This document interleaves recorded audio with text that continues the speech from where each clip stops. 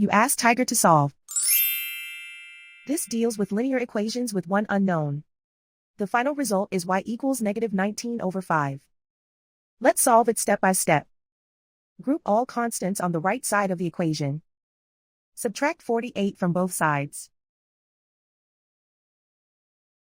Group like terms. Simplify the arithmetic.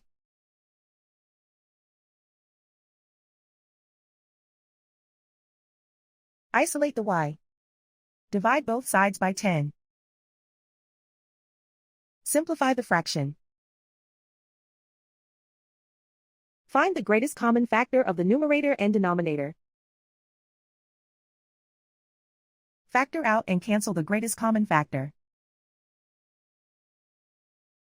And so the final result is y equals -19/5.